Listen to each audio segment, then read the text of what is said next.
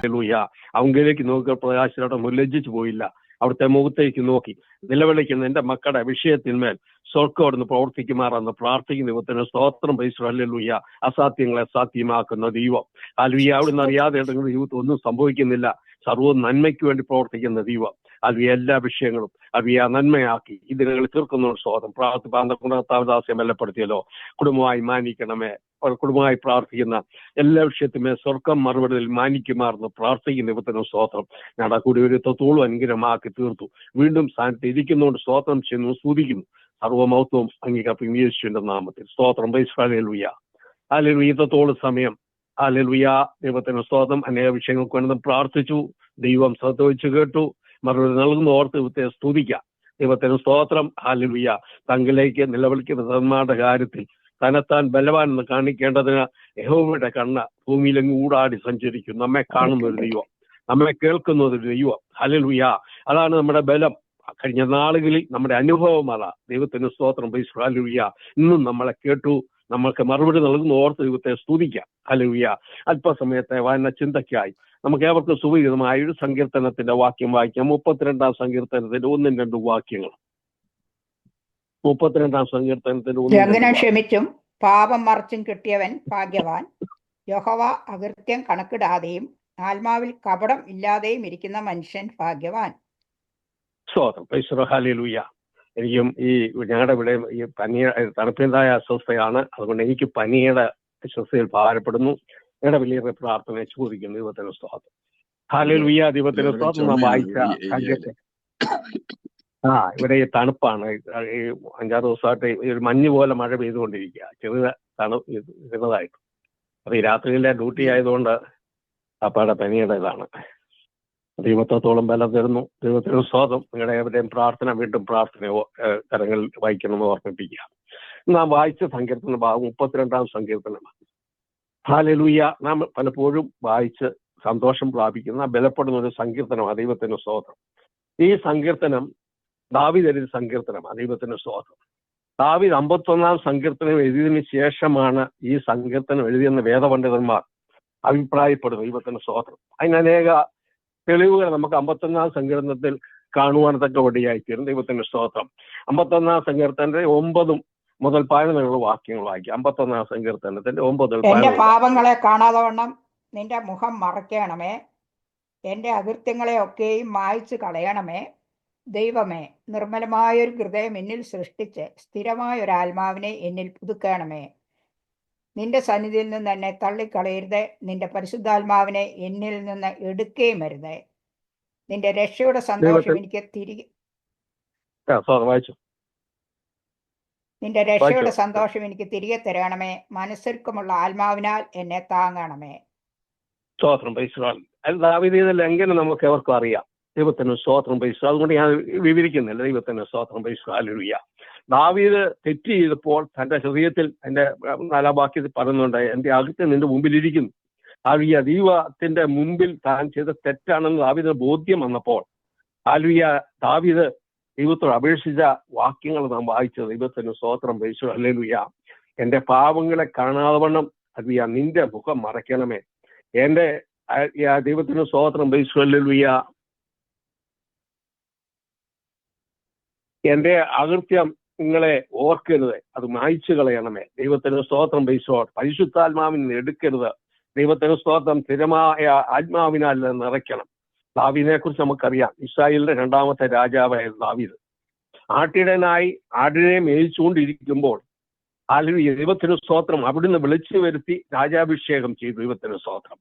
Hallelujah. ശൗലിനെ രാജസ്ഥാനത്ത് നിന്ന് മാറ്റിയപ്പോൾ ഇശ്ശായിയുടെ മക്കളിൽ ഒരുവനെ രാജാവായി തിരഞ്ഞെടുക്കുവാൻ ദൈവം ഹല്ലേലൂയ ശൗമേൽ നൽകിയ കൽപ്പന പ്രകാരം ശൗമേൽ ദാവീദിന്റെ പിതാവായ ഇശ്ശായിയെ വിവരം അറിയിച്ചു.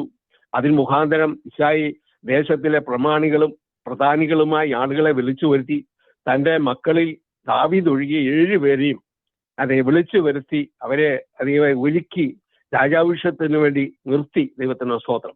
എന്നാൽ ദാവീദിനെ അപ്പന്റെ ആടുകളെ മേയിച്ചുകൊണ്ട് വനാന്തരങ്ങളിലും പുൽമേടുകളിലും അല്ലെങ്കിൽ അലഞ്ഞു നടന്ന ദാവീദിന്റെ സഹോദരന്മാരും മാതാപിതാക്കളും ഓർത്തില്ല. ദൈവത്തിന് സ്തോത്രം.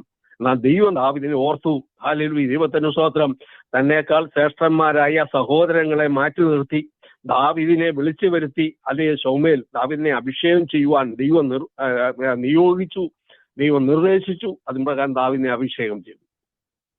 അർഹതയില്ലാത്ത സ്ഥാനത്താണ് ദാവീദിന്റെ രാജസ്ഥാനം കിട്ടിയത്. ഹല്ലേലൂയ. ആട്ടിടയനായി ആടിനെ മേയിച്ചുകൊണ്ടിരുന്ന ദാവീദിന് അതിയ രാജസ്ഥാനത്ത് കൊണ്ടുവന്ന സിംഹാസനം കൊടുത്തു, കിരീടം കൊടുത്തു. ഹല്ലേലൂയ, ദൈവത്തിന് സ്തോത്രം. ചെങ്കോല് കൊടുത്തു, ദൈവത്തിന് സ്തോത്രം. അധികാരം കൊടുത്തു. ഹല്ലേലൂയ, ബഹുലക്ഷം വരുന്ന ഇസ്രായേൽ ജനത്തിന്റെ രാജാവാക്കി വാഴിച്ചു. എന്നാൽ ദാവീദ് തന്നെ ഒന്നുമില്ലായ്മേൽ അല്ലെ അർഹതയില്ലാത്ത സ്ഥാനത്ത് ഉയർത്തിയ ദൈവത്തെ മറന്ന് ദൈവത്തോട് ലംഘനം ചെയ്തു. ദൈവത്തിന് സ്തോത്രം. Price hallelujah.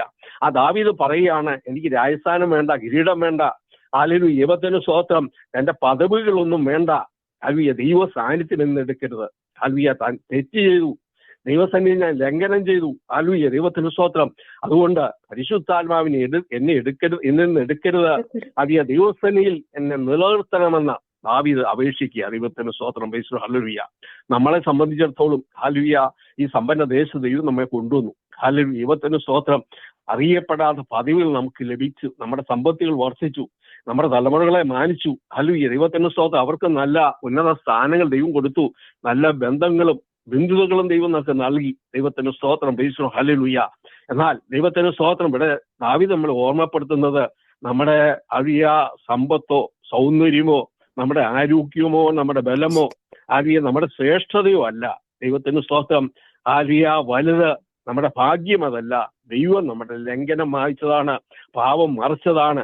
അർഹതയില്ലാഞ്ഞ സ്ഥാനത്ത് ഹല്ലേലൂയ നിത്യ നരകത്തിന് അവകാശികളായിരുന്ന നമ്മെ വീണ്ടെടുത്ത് സ്വർഗത്തിൽ നമ്മുടെ പേരെഴുതി സ്വർഗീയ പൗരന്മാരാക്കി ദൈവമക്കളാക്കി തീർത്തു. ഏത് സമയത്തും കൃപാസനത്തോടും കടന്നുവെന്ന് അപ്പാ പിതാവ് എന്ന് വിളിപ്പാൻ പുത്രത്വത്തിന്റെ അധികാരം നമ്മൾക്ക് നൽകി ദൈവമക്കളാക്കി നമ്മളെ നിലനിർത്തുന്നതാ നമ്മുടെ ഏറ്റവും വലിയ പദവി. ദൈവത്തിന് സ്തോത്രം. Price hallelujah.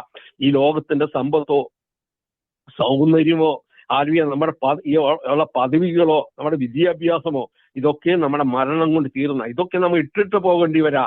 എന്നാൽ നിത്യതയോളം നിലനിൽക്കുന്നത് ദൈവത്തിന് സ്തോത്രം. ദൈവം നമുക്ക് ഒരുക്കുന്ന ഭാഗ്യ പദവിയാ. ദൈവത്തിന് സ്തോത്രം. പത്രോസ് പറയുന്നു, ദൈവത്തിന് സ്തോത്രം. Price hallelujah. ക്ഷയം മാലിന്യം വാട്ടമില്ലാത്ത മഹാപ്രതിഫലം നമുക്ക് ഒരുക്കിയിരിക്കുന്നു. കർത്താവിന്റെ മേഘപ്രത്യക്ഷതയിൽ നമ്മുടെ ശ്രേഷ്ഠതയ്ക്കും മാന്യതയ്ക്കും ഉയർച്ചയ്ക്കും കാരണമാക്കി ദൈവം അത് ഒരുക്കി വെച്ചിരിക്കുക. ദൈവത്തിന് സ്തോത്രം. അതാ നമ്മുടെ ഭാഗ്യം. ഹല്ലേലൂയ. ഈ ലോകത്തിലെ ഭാഗ്യങ്ങളൊക്കെയും തൽക്കാലികമേ, എന്നാൽ നിലനിൽക്കുന്ന നിത്യമായ ഭാഗ്യം ദൈവം നമുക്ക് ഒരുക്കിയിട്ടുണ്ട്. അതാ നമ്മുടെ ഭാഗ്യകരമായ പ്രത്യാശ എന്ന് അപ്പോസ്തലനായ പത്രോസ് നമ്മൾ ഓർമ്മപ്പെടുത്തുക. നമ്മുടെ ജീവനുള്ള പ്രത്യാശയാണ് നമ്മുടെ ദൈവത്തിന് സ്തോത്രം. Price hallelujah. ആ പ്രത്യാശയ്ക്ക് വേണ്ടി കാത്തിരിക്കുന്നവരാണ് നാം. ഈ ലോകത്തിലെ കഷ്ടതകളും ഭാരങ്ങളും പ്രയാസങ്ങളും ഒക്കെയും നമ്മ ഖേദമെന്ന് എണ്ണിക്കൊണ്ട് ദൈവത്തിന് സ്തോത്രം ഈ പ്രത്യാശയോടെ നിലനിൽപ്പാൻ തക്കവണ്ണം ഇടയാക്കി തീർക്കുന്നത് നമ്മുടെ ഭാഗ്യമാണ്, നമ്മുടെ ഭാഗ്യ പദവിയ. ദൈവത്തിന് സ്തോത്രം. അത് നാം മറന്നു പോകരുത്. ദൈവത്തിന് സ്തോത്രം. Price hallelujah. ആ രണ്ടാമത്തെ വാക്യം പറയുന്നു, ലംഘനം ക്ഷമിച്ചും പാവം മറച്ചും കിട്ടിയ മനുഷ്യൻ ഭാഗ്യവാനാണ്. അത് ഭാഗ്യ പദവിയിലേക്ക് ദൈവം നമ്മളെ വിളിക്കപ്പെട്ടു. ദൈവത്തിന് സ്തോത്രം. ആ ഭാഗ്യ പദവിയിൽ നാം എത്തിച്ചേരണമെങ്കിൽ ദൈവത്തിന് സ്തോത്രം യഹോവ അകൃത്യം കണക്കിടാതെയും ആത്മാവിൽ കപടമില്ലാതെയും ജീവിക്കണം. ദൈവത്തിന് സ്തോത്രം. Price hallelujah. അറിയിക്കപ്പെടാത്ത ഭാഗ്യ പദവിയിൽ കാലാകാലങ്ങളായി വിളിക്കപ്പെട്ട നാം ആ ഭാഗ്യ പദവിയിൽ എത്തിച്ചേരണമെങ്കിൽ ദൈവത്തിന് സ്തോത്രം. Price hallelujah. നാം ലംഘനം നമ്മുടെ ജീവിതത്തിൽ ഉണ്ടായിട്ട് ദൈവത്തിന് സ്തോത്രം ദൈവം നമ്മളോട് പാവമായി കണക്കിടുവാൻ നാം അവസരം ഒരുക്കരുത്. ദൈവത്തിന് സ്തോത്രം. ഹല്ലേലൂയ. അതിന് നാം എന്ത് ചെയ്യണം? ആത്മാവിൽ കപടമില്ലാത്തവരായി, ദൈവത്തിന് സ്തോത്രം. Praise Lord. നിഷ്കളങ്കരായി ദൈവസന്നിധി ജീവിപ്പാൻ തക്ക വടിയായി തീരണമെന്ന് സങ്കീർത്തനക്കാരൻ നമ്മെ ഓർമ്മപ്പെടുത്തുകയാണ്. ദൈവത്തിന് സ്തോത്രം. Praise lord. ഹല്ലേലൂയ. അബ്രഹാമിനെ കുറിച്ച് പറയുന്നത്, അബ്രഹാം ദൈവസന്നിധി നിഷ്കളങ്കനോടെ നിർമ്മതയോടെ ഇരുന്നു. ദൈവത്തിന് സ്തോത്രം. ഹല്ലേലൂയ. ദൈവം അവനെ മാനിപ്പാൻ തക്ക വടിയായി തീർന്നു. യോബിനെ കുറിച്ച് പറയുന്നത്, നേരുള്ളവനും നിഷ്കളങ്കനും ദോഷം വിട്ടുന്നവരുമായി ദൈവത്തിൽ നിന്ന് സാക്ഷ്യം പ്രാപിച്ച് ജീവിപ്പാൻ ഇടയായി തീർന്നു. ജീവിതത്തിൽ പല പ്രതികൂലങ്ങളും പ്രതിസന്ധികളും കടന്നു വന്നു. ദൈവത്തിന് സ്വന്തം തന്നെ മക്കൾ നഷ്ടപ്പെട്ടു, സമ്പത്ത് നഷ്ടപ്പെട്ടു, സർവ്വവും നഷ്ടപ്പെട്ടു, താൻ രോഗിയായി തീർന്നു. ദൈവത്തിന് സ്തോത്രം, പ്രൈസ് ഹല്ലേലൂയ. എന്നാൽ ദൈവത്തെ വിട്ടുകളയാതെ വണ്ണം ദൈവസന്നിധിയിൽ ദൈവത്തിന് നിഷ്കളങ്കനായി നിർമ്മലനായി ദൈവത്തിന് സ്വന്തം പരമാർത്ഥിയായി ജീവിച്ചതുകൊണ്ട് ദൈവം അവനെ മാനിപ്പാൻ ഇടയായി തീർന്നു. അവന്റെ എല്ലാ പ്രതികൂലങ്ങളിൽ നിന്നും ദൈവം വിടുവിച്ചു. ദൈവത്തിന് സ്തോത്രം, പൈസ നഷ്ടപ്പെട്ടതൊക്കെയും ഇരട്ടി നൽകുവാൻ ഇടയായി തീർന്നു. ദൈവത്തിന് സ്തോത്രം. നോഹയെ കുറിച്ച് നാം പഠിക്കുമ്പോൾ ദൈവത്തിന് സ്തോത്രം, പൈസ ഹല്ലേലൂയ. ദൈവത്തിന് ഉൽപ്പത്തി പുസ്തകം 6-ാം അധ്യായത്തിന്റെ 8-9 വാക്യങ്ങളിൽ നാം വായിക്കുന്നു. ദൈവത്തിന് സ്തോത്രം, പൈസ യോബിന്റെ ദൈവത്തിന് സ്തോത്രം, നോഹയുടെ പാരമ്പര്യം. നോഹയുടെ വംശപാരമ്പര്യം എന്തെന്നാൽ നോഹ നീതിമാനും തന്റെ തലമുറയിൽ നിഷ്കളങ്കനുമായിരുന്നു. നോഹ ദൈവത്തോട് കൂടെ നടന്നു. ദൈവത്തിന് സ്തോത്രം. നോഹയ്ക്ക് പാരമ്പര്യമില്ലാഞ്ഞിട്ടല്ല, ദൈവത്തിന് സ്തോത്രം. മാതാവ് മുതലുള്ള പാരമ്പര്യം നോക്കി പറയാനുണ്ട്. എന്നാൽ ദൈവം ആ പാരമ്പര്യമല്ല കണക്കിടുന്നത്. നോഹയുടെ പാരമ്പര്യം കണക്കിട്ട് അവൻ നിഷ്കളങ്കനായി. ദൈവത്തിന് സ്തോത്രം. വക്രയും ഗോത്രയും ലോകത്തിൽ ആ കാലഘട്ടത്തെ കുറിച്ച് നമുക്കറിയാം. പാപം പെരുകി സ്വർഗത്തോളം എത്തി സ്വർഗീയ ന്യായവിധിക്ക് ദൈവം ഒരുങ്ങി നിൽക്കുമ്പോൾ ജനത്തിന്റെ അകൃത്യ നിമിത്തം, അതിക്രമ നിമിത്തം ദൈവത്തിന് സ്തോത്രം ലോകത്തെ നശിപ്പിച്ചു കളയുവാൻ ദൈവം തീരുമാനിച്ചു നിൽക്കുന്ന കാലഘട്ടത്തിൽ സ്വന്തം മാതാപിതാക്കളും സഹോദരങ്ങളും കുടുംബക്കാരും പാപ വഴികളിൽ നടക്കുമ്പോൾ അവരോട് ചേർന്ന് കിടക്കാതെ ദൈവത്തിന് സ്തോത്രം, ദൈവത്തോടൊപ്പം നടന്നു. നീതിമാനായി നിഷ്കളങ്കനായി ദൈവ കൽപ്പന പ്രകാരം നടന്നതുകൊണ്ട് ദൈവ ന്യായവിധി വന്നപ്പോൾ ദൈവത്തിന് സ്തോത്രം, ദൈവം നോഹയെ ഓർത്തു. ദൈവത്തിന് സ്തോത്രം, ദൈവത്തിന് സ്തോത്രം. ന്യായവിധിയിൽ നിന്ന് നോഹയെയും കുടുംബത്തെയും വിടിവിപ്പാൻ ഇടയായി തീർന്നു. ദൈവത്തിന് സ്തോത്രം. നമ്മളോടും ആവശ്യപ്പെടുന്നത് ഇവക്കറയും കോട്ടയും ലോകത്തെ ചുറ്റുപാടുകൾ പാപത്താൽ നിറയപ്പെട്ട ഒരു ലോകത്ത് നാം ജീവിക്കുന്നത്, അതിനൊത്ത് നാം ജീവിക്കാതെ ദൈവത്തിന് സ്തോത്രം, ദൈവ കൽപ്പന പ്രകാരം ജീവിച്ചാൽ, ദൈവഹിതപ്രകാരം ജീവിച്ചാൽ ദൈവത്തിന് സ്തോത്രം, ദൈവം നമ്മെ ഓർക്കും, ദൈവം നമ്മെ മാനിക്കും. നമുക്ക് ആ ലക്ഷ്യത്തിൽ, നമ്മുടെ ഭാഗ്യത്തിൽ എത്തിച്ചേരുവാൻ തക്കവടിയായി തീരും. ദൈവത്തിന് സ്തോത്രം, വിളിക്കപ്പെട്ട ജനം ലംഘനം ക്ഷമിച്ചും പാവം മറിച്ചും ദൈവത്തിന് സ്തോത്രം ഭാഗ്യപദവിയിലേക്ക് വിളിക്കപ്പെട്ട ദൈവത്തിന്റെ ഭക്തൻ, ദൈവത്തിന് സ്തോത്രം, ദൈവത്തിന് സ്തോത്രം, ദൈവ കൽപ്പന പ്രകാരം നടക്കണം. 1-ാം സങ്കീർത്തനത്തിൽ 1-2 വാക്യം നാം ഇപ്രകാരം അവൻ വായിക്കുന്നത്. 1-ാം സങ്കീർത്തനം 1-2 വാക്യം. ദുഷ്ടന്മാരുടെ ആലോചന പ്രകാരം നടക്കാതെയും പാപികളുടെ വഴിയിൽ നിൽക്കാതെയും പരിഹാസികളുടെ ഇരിപ്പിടത്തിൽ ഇരിക്കാതെയും യഹോവയുടെ ന്യായപ്രമാണത്തിൽ സന്തോഷിച്ച് അവന്റെ ന്യായപ്രമാണത്തെ രാപകൽ ധ്യാനിക്കുന്നവൻ ഭാഗ്യവാൻ. ദൈവത്തിന് സ്തോത്രം. ഇവിടെ 1-ാം സങ്കീർത്തനക്കാരൻ പറയുന്നു, ദൈവത്തിന് സ്തോത്രം, മനുഷ്യരുടെ 2 വഴികൾ. ദൈവത്തിന് സ്തോത്രം, 2 നടപ്പ്, 2 അന്ത്യം. ദൈവത്തിന് സ്തോത്രം. സങ്കീർത്തനക്കാരനെ നമ്മൾ ഓർമ്മപ്പെടുത്തുക. ദൈവത്തിന് സ്തോത്രം, ദുഷ്ടന്മാരുടെ വഴിയിൽ നടക്കരുത്, പാപിയുടെ വഴി ഇരിക്കരുത്, പരിഹാസിയുടെ ഇരിപ്പിടത്തിൽ ഇരിക്കരുത്. ഇരുന്നാൽ അവരുടെ അന്ത്യം നാശമായിരിക്കും, നിത്യനരകമായിരിക്കും. എന്നാൽ ദൈവവചനം പഠിച്ച് അതിൽ സന്തോഷിച്ച് അത് ഹൃദയത്തെ ധ്യാനിച്ച് അതിൻ പ്രകാരം ജീവിച്ചാൽ ദൈവത്തിന് സ്തോത്രം, ലക്ഷ്യത്തെ എത്തിച്ചേരാം, ഭാഗ്യ പദവിയിൽ എത്തിച്ചേരുവാൻ തക്കവടിയായി തീരും. ദൈവത്തിന് സ്തോത്രം. എന്നാൽ സങ്കീർത്തനക്കാരൻ നമ്മളെ ഓർമ്മപ്പെടുത്തുക. ദൈവത്തിന് സ്തോത്രം, ഇവിടെ സങ്കീർത്തനക്കാരൻ നമ്മൾ ഓർമ്മപ്പെടുത്തുന്നത് ദൈവത്തിന് സ്തോത്രം, ദൈവ പൈതലായ നമുക്ക് ദൈവത്തിന് സ്തോത്രം, ദൈവം ചില വ്യവസ്ഥകൾ വെച്ചിട്ടുണ്ട്. ദൈവത്തിന് സ്തോത്രം, ദൈവത്തിന് സ്തോത്രം. നമ്മുടെ നടപ്പ് എപ്രകാരമായിരിക്കണം? ദൈവത്തിന് സ്തോത്രം, ഒരു വഴി നമ്മുടെ മുമ്പിൽ തെളിഞ്ഞു വരുമ്പോൾ ദൈവത്തിന് സ്തോത്രം, അത് ദൈവഹിതമെന്നോ ദൈവഹിതമുള്ളതാണോ അത് നമുക്കുള്ളതാണോ എന്ന് വിവേചിച്ചറിയുവാനുള്ള വിവേചനം നമ്മൾ ഉണ്ടായിരിക്കണം. അത് വിവേചിച്ചറിഞ്ഞു വേണം നാം നടക്കാൻ. ദൈവത്തിന് സ്തോത്രം. ഇല്ല എങ്കിൽ നമുക്ക് ദൈവത്തിന് സ്തോത്രം, നമ്മുടെ ലക്ഷ്യം തെറ്റും, നമ്മുടെ ഭാഗ്യം തെറ്റും, നമ്മുടെ നിത്യത നഷ്ടപ്പെട്ടു പോകാൻ തീരും. ഉദാഹരണമായി പറഞ്ഞാൽ ഇസ്രായേലിന്റെ ശ്രേഷ്ഠ പ്രവാചകനായിരുന്ന ബിലെയാം, ദൈവത്തിന് സ്തോത്രം, അത്ഭുതങ്ങൾ പ്രവർത്തിച്ചവൻ, ദൈവഹിതപ്രകാരം ദൈവീയ ശുശ്രൂഷ, ദൈവം ഏൽപ്പിച്ച ശുശ്രൂഷ നിർവഹിച്ചവൻ. യഹൂദന്മാർ മാത്രമല്ല, ജാതികളും അവനെ ബഹുമാനിച്ചിരുന്നു, അവനെ ഭയപ്പെട്ടിരുന്നു, അവന്റെ ശുശ്രൂഷയിൽ ഭയപ്പെട്ടിരുന്നു. എന്നാൽ ദൈവത്തിന് സ്തോത്രം, ബാലാക്കിന്റെ പ്രമാണിമാർ വന്ന ദൈവത്തിന് സ്തോത്രം വശീകരിച്ച് ബാലാക്കിന്റെ ദൈവത്തിന് സ്തോത്രം, ദൈവത്തിന് സ്തോത്രം ഒരുക്കിയിരിക്കുന്ന ബാലാക്ക് ഒരുക്കിയിരിക്കുന്ന സമ്മാനങ്ങളെ ദൈവത്തിന് സ്തോത്രം വിവരിച്ചപ്പോൾ അവൻ ദൈവത്തെ മറന്നു. ദൈവം ഏൽപ്പിച്ച ശുശ്രൂഷ മറന്നു. അതെ, സമ്മാനം ലഭിപ്പാൻ അതെ യൂദാ പറയുന്നത് അനീതിയുടെ കൂലി കുതിച്ചു. ഹാലുവിയ അതിനുവേണ്ടി നടന്നു. ദൈവത്തിന് സ്തോത്രം. അന്ത്യം എന്തായി? വഴിയാത്രയെ ദൈവം തടഞ്ഞു. ദൈവത്തിന് സ്തോത്രം. ഹാലുവിയ വാഹന മൃഗത്തെ കൊണ്ട് സംസാരിപ്പിച്ചു. ഇതൊക്കെയും കേട്ടിട്ടും പിന്തിരിയുവാൻ തക്കണം അതേ വിലയാൻ തയ്യാറായില്ല. ദൈവത്തിന് സ്തോത്രം. ഹാലുവിയ അവൻ കടന്നുപോയി. അവൻ എന്ത് സംഭവിച്ചു? ദൈവത്തിന് സ്തോത്രം. ഒരു ഭക്തനായി മരിക്കണമെന്ന് ആഗ്രഹിച്ചവൻ ദുഷ്ടനെ പോലെ അന്യന്റെ വാളാൽ മരിക്കപ്പെടുവാൻ റെഡിയായി തീർന്നു. ദൈവം ഏൽപ്പിച്ച സൂക്ഷപ്രകാരം നിത്യതയിൽ എത്തിച്ചേരുവാൻ, പിതാക്കന്മാരോടൊപ്പം ചേരുവാൻ ആഗ്രഹിച്ചവൻ അത് ലക്ഷ്യത്തിലെത്താതെ വണ്ണം ദൈവത്തിന് സ്തോത്രം അതിന്റെ ഭാഗ്യത്തിലെത്താതെ വണ്ണം അത് നഷ്ടപ്പെടുവാൻ തന്നെ ഇടയായി തീർന്നു. ദൈവത്തിന് സ്തോത്രം. ഹല്ലേലൂയ. രണ്ടാമതായി പറയുന്നത് നമ്മുടെ ഉപദേശം നാം ശ്രദ്ധിക്കണം. ഹല്ലേലൂയ. ദൈവത്തിന് സ്തോത്രം. ഒരു ഉപദേശം നാം കേൾക്കുമ്പോൾ അത് ആർക്കുള്ളതാണ്? അത് ആരുടെ ഉപദേശമാണ്? അത് ഞാൻ ശ്രദ്ധിച്ചു വേണം അത് അന്ന് തിരഞ്ഞെടുക്കുവാൻ തക്കവണ്ണയായി തരാൻ. ഉദാഹരണമായി പറഞ്ഞാൽ പൂർവ്വ പിതാവായ ആദാം ദൈവത്തിന് സ്തോത്രം. ദൈവത്തിന് സ്തോത്രം. ഹവ്വായോട് ദൈവം പറഞ്ഞു, ആദാമിനോട് ദൈവം പറഞ്ഞു, ദൈവത്തിന് സ്തോത്രം, നടുവിൽ നിൽക്കുന്ന വൃക്ഷത്തിന്റെ ഫലം തിന്നരുത്, തിന്നുന്ന നാളിൽ നീ മരിക്കും. ദൈവത്തിന് സ്തോത്രം. ഹവ്വായോട് പിശാച് പറഞ്ഞു, ദൈവത്തിന് സ്തോത്രം, അത് തിന്നാൽ നീ ജീവിക്കും, നിന്റെ കണ്ണ് തുറക്കും, നീ ദൈവത്തെ പോലെയാവും. ദൈവത്തിന് സ്തോത്രം. ബൈസോർ നന്മ തിരിച്ചറിയുവാൻ തക്കോണം നിനക്കിടയായി തീരും. ദൈവത്തിന് സ്തോത്രം. ഹല്ലേലൂയ. ഹല്ലേലൂയ. തനിക്ക് ലഭിച്ച ഉപദേശം ആരുടെ എന്ന് അതിനെ മനസ്സിലാക്കാതെ ദൈവത്തിന്റെ ഉപദേശത്തെ മറന്ന് പിശാചിന്റെ ഉപദേശത്തിന് ചെവി കൊടുത്തത് മുഖാന്തരം ഹല്ലേലൂയ. ദൈവത്തിന് സ്തോത്രം. നിത്യത നഷ്ടപ്പെട്ടു, ഏതൻ തോട്ടം നഷ്ടപ്പെട്ടു, നിത്യ തേജസ് നഷ്ടപ്പെട്ടു. ദൈവത്തിന് സ്തോത്രം.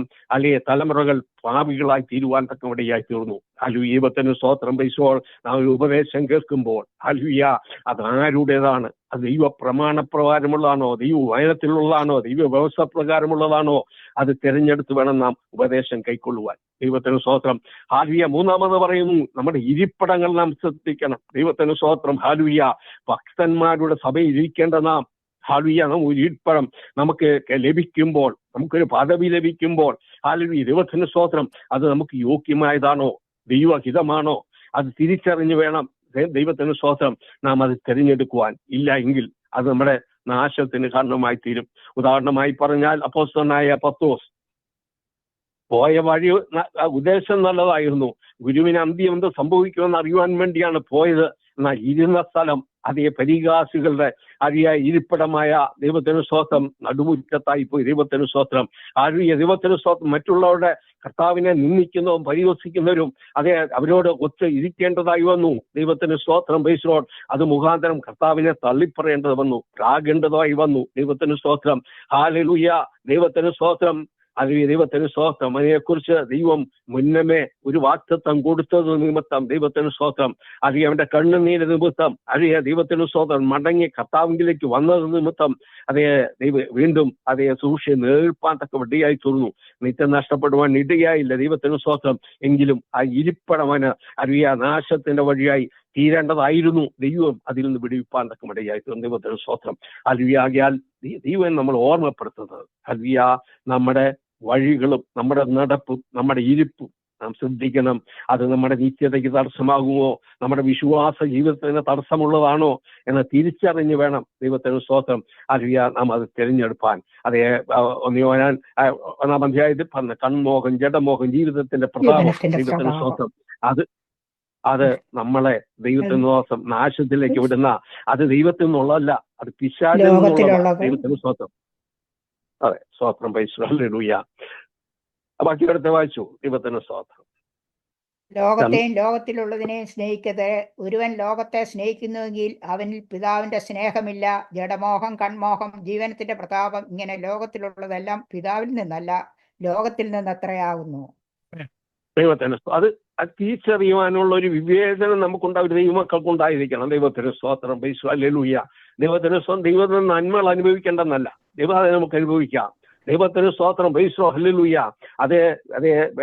ഹവ്വായെ മോഹം ജനിപ്പിച്ച് പാപം ചെയ്തതുപോലെ അത് നമ്മൾ പിശാച് കൊണ്ടുവന്ന് അത് പാപ വഴിയിലേക്ക് നടത്തുന്നതാണ്. അത് നാം വിട്ടു നീക്കാൻ തക്കോണം തയ്യാറായി തീരുന്നു. ദൈവത്തിന് സ്തോത്രം. ഹല്ലേലൂയ. ഇവിടെ വാക്യം തിരിക്കുന്നു, ചുരുക്കിയ ദൈവത്തിന് സ്തോത്രം. ഹല്ലേലൂയ. 1-ാം സങ്കീർത്തനത്തിൽ വായിച്ചത് ദുഷ്ടന്മാരുടെ ആലോചന പ്രകാരം നടക്കാതെ, പാവിയുടെ വഴി നിൽക്കാതെ, പരിഹാസികളുടെ ഇരിപ്പടത്തിരിക്കാതെ യഹോവയുടെ ന്യായപ്രമാണത്തിൽ രാവുകൾ ധ്യാനിക്കുന്ന മനുഷ്യൻ ഭാഗ്യവാനാണ്. അവൻ എങ്ങനെയാ? അവൻ ആറ്റിരിയത്ത് നട്ടിരിക്കുന്നതും തക്കകാലത്ത് ഫലം കായ്ക്കുന്നതും ഇലവാടാത്തതുമായി വിഷം പോലിരിക്കും. ദൈവത്തിന് സ്തോത്രം. ഹല്ലേലൂയ. അവൻ നിൽക്കുന്ന പരിശുദ്ധാത്മാവാം നദിയുടെ തീരത്താ. പരിശുദ്ധാത്മാവ് നദിയിൽ അവൻ നിൽക്കുന്ന. ദൈവത്തിന് സ്തോത്രം. പരിശുദ്ധാത്മാവ് അവനെ ഉപദേശിക്കുന്നത്. ഹല്ലേലൂയ. ദൈവത്തിന് സ്തോത്രം. ഹല്ലേലൂയ. അവനെ വഴി നടത്തുന്ന പരിശുദ്ധാത്മാവ. പാപത്തെക്കുറിച്ചും നീതിയെക്കുറിച്ചും ന്യായവിധിയിലും ബോധം സത്യത്തിലും നീതിയിലും പരിശുദ്ധാത്മാവിനെ വഴി നടത്തും. അതുകൊണ്ട് ഏത് പ്രതികൂലങ്ങൾ വന്നാലും പ്രതിസന്ധികൾ വന്നാലും അവൻ തളർന്നു പോകത്തില്ല, പതറിപ്പോകത്തില്ല, ഇടറിപ്പോകത്തില്ല. ദൈവം അവനെ നിലനിർത്തും. അവന്റെ ഇല വാടത്തില്ല. ദൈവത്തിന് സ്തോത്രം. അവന്റെ ഇല ദൈവത്തിന് സ്തോത്രം പല രോഗശാന്തിക്ക് കാരണമായി തീരും. കാരണം അവന്റെ പ്രാർത്ഥനകൾ മറ്റുള്ളവരുടെ വിടുതലിന് കാരണമായി തീരും. ദൈവത്തിന് സ്തോത്രം. ഹല്ലേലൂയ. 32-ാം സങ്കീർത്തനത്തിന്റെ 6-ാം വാക്യത്തിൽ പറയുന്നു, ദൈവത്തിന് സ്തോത്രം. നിമിത്തം ഓരോ ഭക്തനും കണ്ടെത്താവുന്ന കാലത്തെ നിന്നോട് പ്രാർത്ഥിക്കും. പെരുവെള്ളം കവിഞ്ഞു വരുമ്പോൾ അത് അവന്റെ അടുക്കലോളം എത്തുകയില്ല. അങ്ങനെയുള്ള ഭക്തനെ സംബന്ധിച്ചിടത്തോളം ജീവിതത്തിൽ പ്രതികൂലങ്ങളും പ്രതിസന്ധികളും ഇല്ലെന്നല്ല. ജീവിതത്തിൽ പ്രതികൂലങ്ങൾ വരും, പ്രതിസന്ധികൾ വരും. ദൈവത്തിന് സ്തോത്രം. എന്നാൽ തക്ക സമയത്ത് പ്രാർത്ഥിപ്പാനും വിടുതൽ പ്രാപിപ്പാനും തക്ക ഇടയായി തീരും. ദൈവം അവന് മറുവിടമായിരിക്കും. ദൈവത്തിന് സ്തോത്രം. അലിയ ദൈവ സാന്നിധ്യം കൊണ്ട് അവനെ മൂടും. ദൈവത്തിന് സ്തോത്രം. പോകേണ്ട വഴി അവനെ കാണിച്ചു കൊടുക്കും. അതേ 23-ാം സങ്കീർത്തനമായി കണ്ണുനീർ താഴ്വരയില് ദൈവം അവനോട് കൂടിയിരിക്കും. ദൈവത്തിന് സ്തോത്രം. അവനെ വഴി നടത്തുവാൻ തക്കണം ഇടയായി തീരും. ദൈവത്തിന് സ്തോത്രം. അടുത്ത പറയുന്ന ദൈവം അവനെ ദൃഷ്ടി വെച്ച്. ഹല്ലേലൂയ. അതിന്റെ 8-ാം വാക്യം പറയുന്നു, ഞാൻ നിന്നെ ഉപദേശിച്ച് നടക്കേണ്ടുന്ന വഴി നിനക്ക് കാണിച്ചു തരും. ഞാൻ നിന്റെ മേൽ ദൃഷ്ടി വെച്ച് നിനക്ക് ആലോചന പറഞ്ഞു തരും. ഹല്ലേലൂയ. ദൈവത്തിന്റെ കണ്ണ് അവന്റെ മേൽ ഉണ്ടായിരിക്കും. ദൈവത്തിന് സ്തോത്രം. ഹല്ലേലൂയ. അവൻ പോകേണ്ട വഴികൾ ദൈവം അവന് പറഞ്ഞു തരും. അവനെ ഉപദേശിക്കും, അവനെ ശാസിക്കും, അവനെ ഗുണദോഷിക്കും. ദൈവത്തിന് സ്തോത്രം. സൽപ്രവൃത്തി തികഞ്ഞവനാക്കി ദൈവം അവനെ നിർത്തുവാൻ തക്കവടിയായി തീരും. എന്റെ 11-ാമത്തെ വാക്യം പറയുന്നു, ദൈവത്തിന് സ്തോത്രം. നീതിമാന്മാരെ യഹോവയിൽ സന്തോഷിച്ച് ആനന്ദിപ്പീൻ. ഹൃദയ പരമാർത്ഥികൾ എല്ലാവരുമായുള്ളവരെ ഘോഷിച്ചുല്ലസിപ്പീൻ. അവരുടെ സന്തോഷം അത് ഈ ലോകത്തു നിന്നുള്ളതല്ല, അത് ഉയരത്തിൽ നിന്നുള്ളതാണ്. ദൈവം തരുന്ന സന്തോഷമാണ്. അവർക്ക് ഏതവസ്ഥയിലും ദൈവത്തിൽ സന്തോഷിച്ച് ആനന്ദിച്ച് ഉല്ലസിപ്പാൻ തക്കവടിയായി തീരത്തുള്ളൂ. ദൈവത്തിന് സ്തോത്രം. അത് 118-ാം സംഘത്തിൽ വായിക്കുന്നു, ജയത്തിന്റെ ഉല്ലാസത്തിന്റെ ഘോഷം നീതിമാന്മാരുടെ കൂടാരങ്ങളിൽ. ഹല്ലേലൂയ. അവരുടെ കഴിവല്ല, യഹോവയുടെ വലങ്കൈ വീര്യം പ്രവർത്തിക്കുന്നു. യഹോവയുടെ വലങ്കൈ ഉയർന്നിരിക്കുന്നു. അവരെ ദൈവത്തിന്റെ വരങ്ങരങ്ങളിൽ താങ്ങും. ദൈവം അവരെ വഴി നടത്തും. ദൈവത്തിന് സ്തോത്രം. ആ ഉയരത്തിൽ നിന്നുള്ള സന്തോഷം പ്രാപിക്കുന്നത് നിമിത്തം ഏത് പ്രതികൂല സാഹചര്യത്തിലും ദൈവത്തെ സ്തുതിപ്പാനും ആരാധിപ്പാനും സന്തോഷത്തോടുകൂടെ ഉല്ലാസത്തോടുകൂടെ ദൈവസ്ഥൻ ലയിപ്പാൻ തക്ക വിടിയായിത്തീരും. മണ്ണഭീതി അവരെ വിട്ടുമാറും. ദൈവത്തിന് സ്തോത്രം. നിത്യ സന്തോഷത്താൽ ദൈവം വഴി നടത്തും. എന്റെ വാക്കുകളെ ചുരുക്കുന്നു. ദൈവത്തിന് സ്തോത്രം. ഹല്ലേലൂയ. ദൈവത്തിന് സ്തോത്രം. ലംഘനം ക്ഷമിച്ചും പാവം മറിച്ചും കിട്ടിയ മനുഷ്യന് അഭാഗ്യവാൻ. ആ ഭാഗ്യവതിയിലേക്ക് കാലാകാലങ്ങളായി കടന്നു വരുവാൻ ദൈവം നമുക്ക് ഭാഗ്യം നൽകി. അതിനെ നമുക്ക് അർഹതയുള്ള സ്ഥാനത്തല്ല ദൈവം നമ്മളെ കൊണ്ടുവന്നത്. ദൈവത്തിന് സ്തോത്രം. ഈ സമൃദ്ധിയിലും ദൈവം നമ്മെ കൊണ്ടുവന്നു. നമ്മുടെ തലമുറകളെ കൊണ്ടുവന്നു. നിന്ദിച്ചോടെയും പരിഹസിച്ചോടെയും മധ്യ ദൈവം നമ്മളെ മാനിച്ചു. ഇത്രത്തോളം നിലനിർത്തിയിരിക്കുമ്പോൾ ദൈവത്തിന് സ്തോത്രം. ഹല്ലേലൂയ. ദൈവത്തിന് സ്തോത്രം. കപടമില്ലാത്തവരായി ദൈവം നമ്മൾ അകൃത്യം കണക്കിടുവാൻ അവസരം ഉണ്ടാകാത്തവരായി നമ്മുടെ വഴികളെ സൂക്ഷിച്ച്, നമ്മുടെ നടപ്പിനെ സൂക്ഷിച്ച്, ഹല്ലേലൂയ, നമ്മുടെ ഇരിപ്പിടങ്ങളെ സൂക്ഷിച്ച് ദൈവത്തിന് സ്തോത്രം ആ നിത്യതയിൽ എത്തിച്ചേരാം. അതിനായി നമുക്ക് ഒരുങ്ങാം. അത് ഈ നിത്യ സന്തോഷത്താൽ ദൈവം നമ്മെ നിറയ്ക്കട്ടെ. നിങ്ങളുടെ വലിയ പ്രാർത്ഥനയെ ചോദിച്ചുകൊണ്ട് എന്റെ വാക്കുകളെ ചുരുക്കുന്നു. ദൈവം നമ്മെ അനുഗ്രഹിക്കുമാറാകട്ടെ.